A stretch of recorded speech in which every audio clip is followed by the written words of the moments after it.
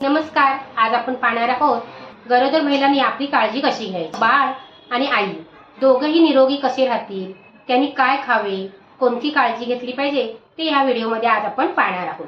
तर गरोदर महिलांनी काळजी कशी घ्यायची, तर ज्या दिवशी आपल्याला समजलं की आपण आई होणार आहोत त्या दिवसापासूनच आपण आपली काळजी घ्यायची असते आणि आपल्या घरातल्या माणसांनी पण आपली काळजी घ्यायची असते.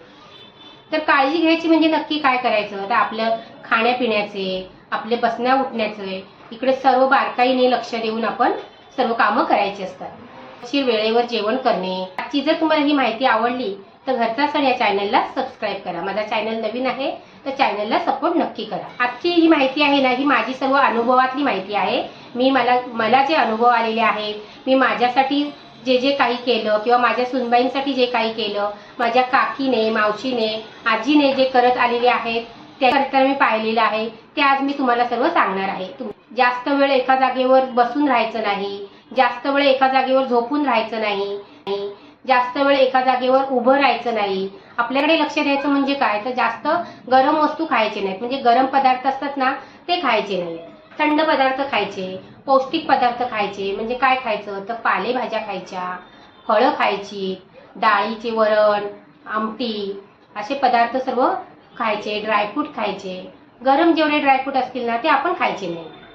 आता उदाहरणार्थ खजूर खाऊ नका, मेथी खाऊ नका.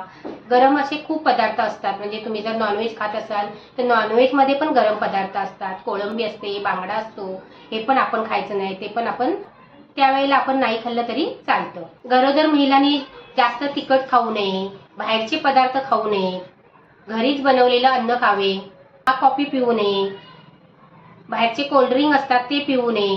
चालेल, पण पपई गरम असतो तर पपई खाऊ नये. जास्त प्रमाणात पाणी प्यावं.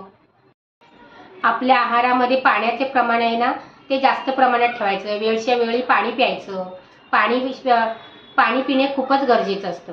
म्हणजे अन्न खातो ते चांगले पचन होण्यासाठी थोडे थोडे हळूहळू आपण चालायचं असतं. हळूहळू चालल्याने पण आपलं अन्न पचन होतं, आपल्या शरीराची हालचाल चांगली झाली, आपल्या बाळासाठी पण ती चांगली असते. म्हणून शरीराची आपण हळूहळू हालचाल करायची, पण आपल्या डॉक्टरच्या सल्ल्याने करायची. जर डॉक्टरनी तुम्हाला सांगितलं असेल की तुम्ही हालचाल करू नका तर नाही करायची, पण आपल्या खाण्यावर, पिण्यावर, आपल्या राहण्यावर, बसण्यावर, उठण्यावर सगळ्यावर आपण निरीक्षण ठेवून काळजी घेऊन आपले रोजचं आपण काम करायचं असतं.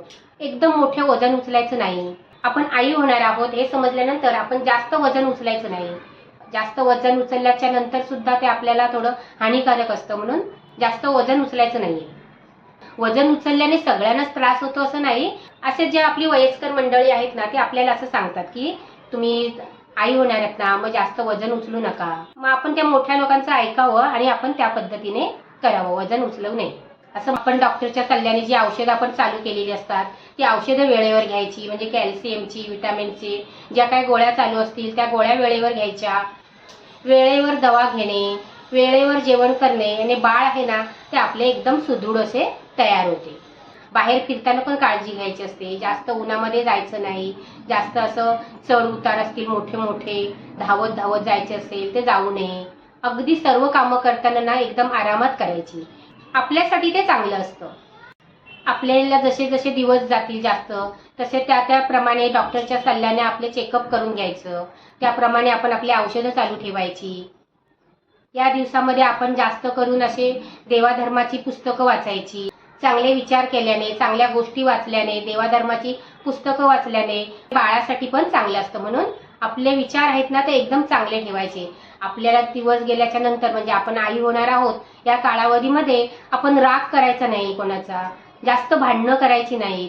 एकदम शांततेने, आनंदाने आपले हे 9 महिने आहेत ना ते राहायचं असतं. म्हणजे बाळावर पण त्याचे परिणाम चांगले होतात.